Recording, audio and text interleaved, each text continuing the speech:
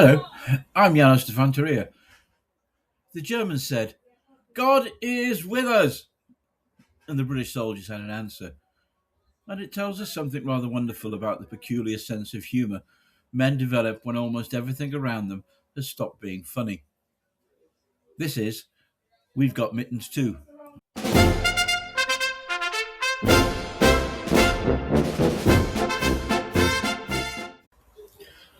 Harold Hampton was standing on the first level, down a tunnel entrance at Spanbroekmolen. Directly ahead of him, deep underground, beneath the German line, the huge explosive charge set by Major Henry Hudspeth almost a year before was patiently awaiting 0 hour. It was damp and claustrophobic, and the fact that he was 50 feet underground was making very little difference.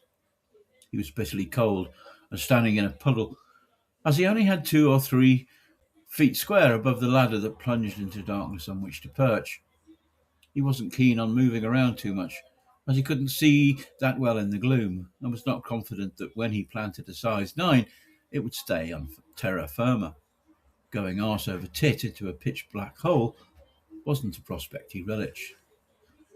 Streams of freezing, filthy water were pouring down his back and neck, which was proving the most uncomfortable aspect of the whole experience so far. Well, almost.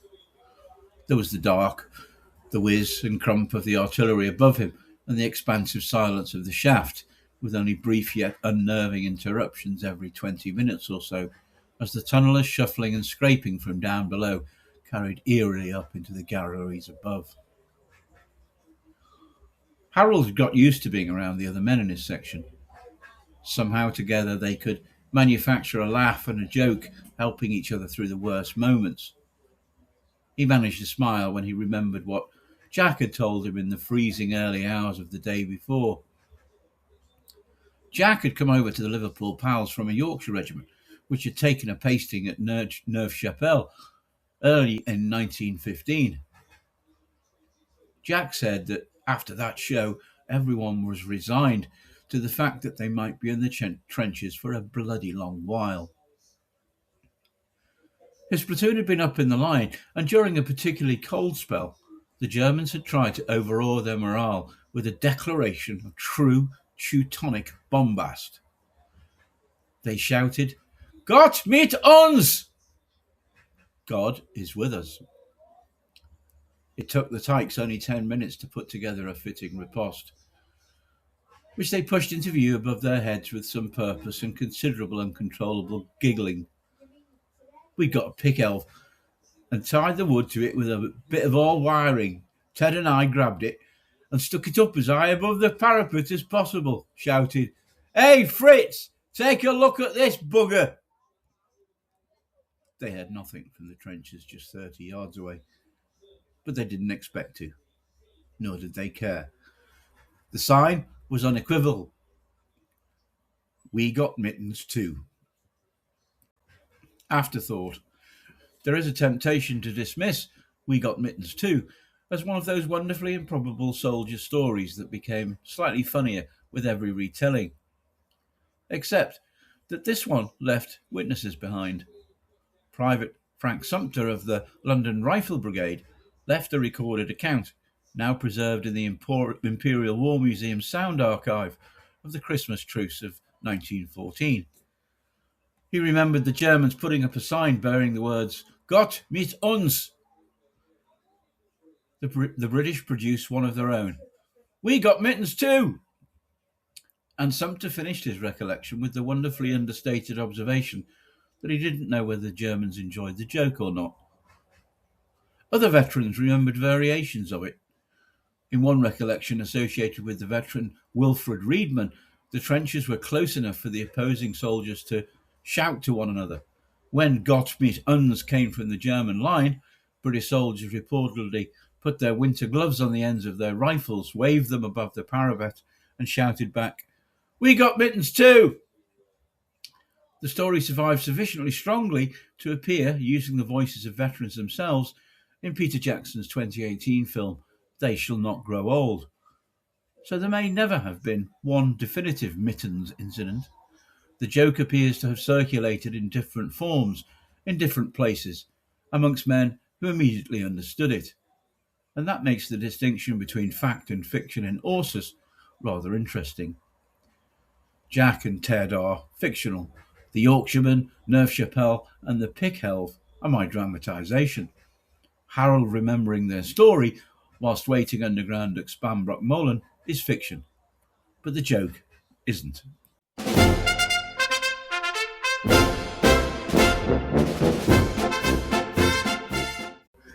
There is something else about the story which is entirely authentic: the laughter.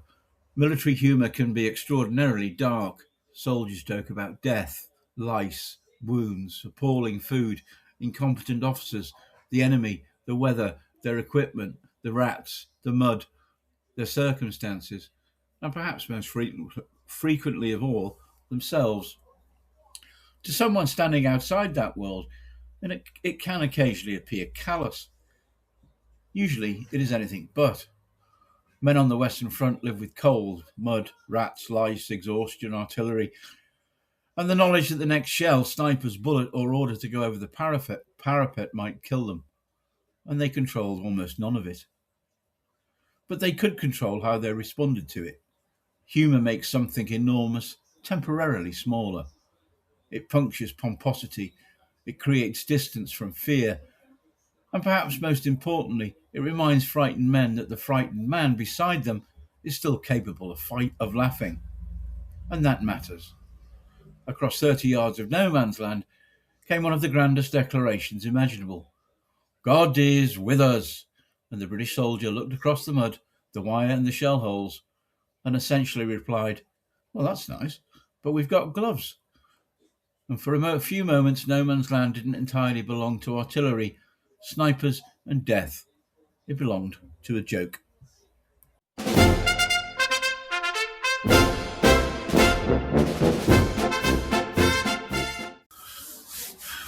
But there is another story hiding behind those German words.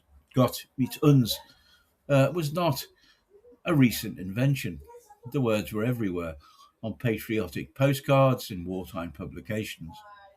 Associated with the Kaiser himself, and most literally of all, stamped into the equipment carried by the average German soldier. Just look at his belt buckle, and there they are. Gott mit uns. It wasn't propaganda. It was an invention of the Kaiser, or later of Hitler. It was a much older Prussian and German military tradition, which survived one German empire, a republic, and eventually found itself carried into another world war. But by the First World War, Gott mit uns, God with us, appeared prominently on German military belt buckles, and it survived the fall of Imperial Germany. When German soldiers marched to war again between 1939 and 1945, enlisted men of the Heer, the German army, continued to wear belt buckles carrying the traditional words Gott mit uns. And it's quite a distinction. The Luftwaffe had its own buckle design, while the Waffen-SS used another motto, Mein Ehr ist Treu, my honour is loyalty. So Gott mit uns is not a Nazi slogan. It considerably predates Nazism. The Nazi state inherited and retained an existing German military tradition.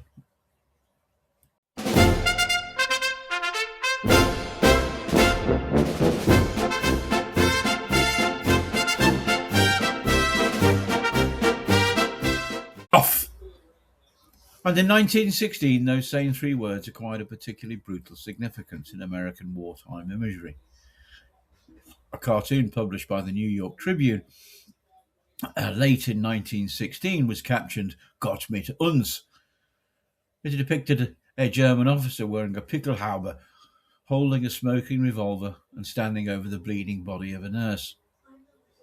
The nurse was Edith Cavell. Cavell was a British nurse working in German-occupied Belgium.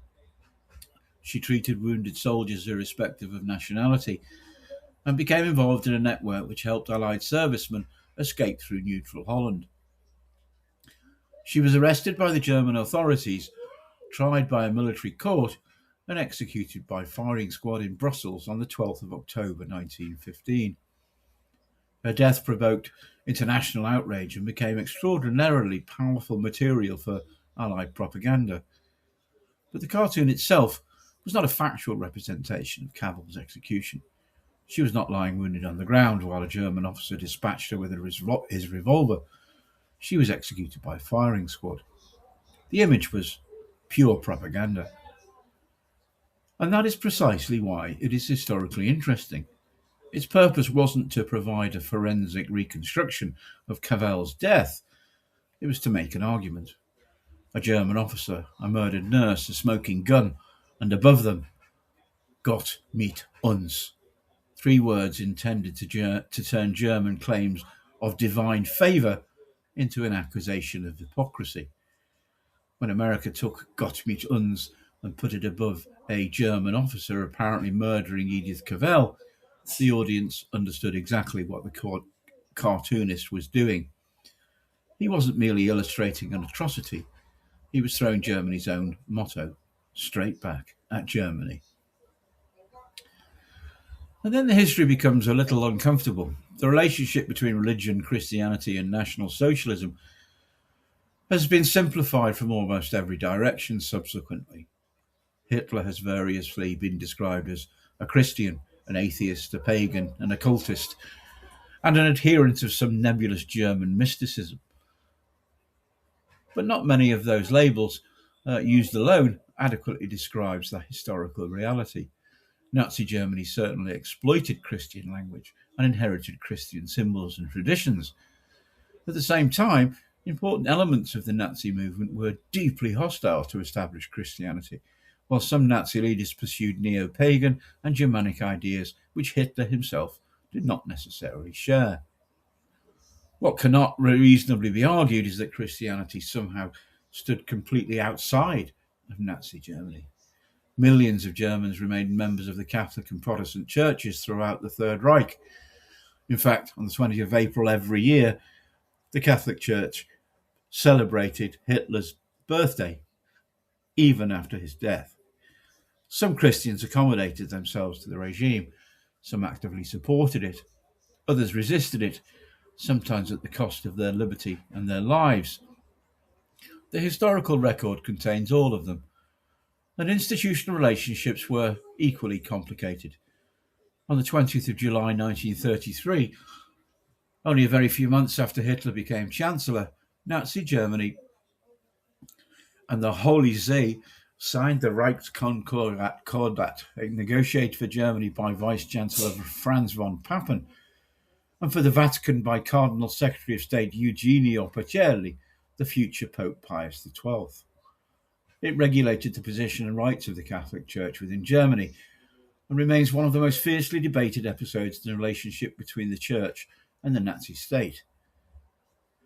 It would be too simple to describe that agreement as Vatican endorsement of Nazi ideology. It would be equally foolish to pretend that an agreement between the Holy See and Hitler's government did not exist, because it did. And this is precisely where history demands more of us than choosing whichever comfortable version best suits what we already believe. There were courageous Catholic and Protestant opponents to Nazism. There were Christians who protected Jews. Some priests and pastors were imprisoned and murdered. There were also churchmen who collaborated, institutions that compromised, and millions of ordinary Christians who accommodated themselves to a criminal regime. Those facts are capable of existing simultaneously. The frequently repeated story of Joseph Goebbels' excommunication illustrates the danger of reducing complicated history to a slogan. Goebbels' position arose in connection with his 1931 marriage to the Protestant Magda Quandt and contemporary Catholic canon law concerning mixed marriage. It is therefore misleading, perhaps, simply present his case as evidence that the Church punished marriage while consciously refusing to punish genocide. The institutional record is considerably more complicated than that. That may be less satisfying than a sweeping accusation, but it is maybe better history. And there is an irony here particularly relevant to Ursus. In the novels, German mysticism, occult beliefs, and the esoteric provide fertile territory for fiction. They are wonderful things for a novelist to play with. But the real machinery of dictatorship was generally much less exotic. It relied upon institutions, officials, laws, registers, oaths, bureaucracies, compromises, administration, and millions of individual decisions about when to obey, when to look away, and occasionally when to say no. The machinery matters. Fact and fiction. So where does that leave We Got Mittens Too? Fact. Got Mittens was an established German military expression. German soldiers wore the words on their belt buckles during the First World War and later in the Second World War. British soldiers really did turn these words into We've got mittens too. Frank Sumter left us recorded testimony of the signs. Other veterans remembered variations of the same joke. And dark humour really was one of the ways soldiers endured circumstances almost impossible for us to imagine. Fiction. The tykes in this particular trench, Jack, Ted, the pickaxe elf, and Harold, 50 feet beneath Spanbroekmolen, smiling as he remembers the story while one of the largest mines on the Western Front went silently beneath the Germans' lines. I borrowed the joke, but the soldiers wrote the punchline. There is a rather wonderful parody of precisely this sort of wartime propaganda in Captain Cook, the opening episode of the 1989 television series Blackadder Goes Forth. The men are invited to produce inspirational artwork intended to encourage the honest British Tommy in his struggle against the Hun. Lieutenant George duly produces a painting of extraordinary carnage, which the Blackadder promptly passes off as his own. General Melchett, in his own way, gazes upon the scene of death and destruction and declares, "Congratulations, man! It's totally inspiring. Makes you want to jump over the top and yell, 'Yah boo sucks to you, Fritzy!'" And beneath the comedy lies a very serious point. Propaganda rarely exists simply to show us what happened. It exists to tell us how we should feel about what happened. The New York Tribune cartoon did exactly that. Edith Cavell had genuinely been executed, but she had not been murdered on the ground by a German officer with a smoking revolver. That part was art. The outrage it was designed to provoke was entirely real. And somewhere on the Western Front, British soldiers found another way of answering Got Mittens. They laughed at it. We've got mittens too. Some stories survive because they describe great battles, others because they tell us something about the people who fought them. And sometimes all it takes is 3 words scratched onto a piece of timber. We got mittens too. I'm Janos Di-Fanteria, and this is Ursus.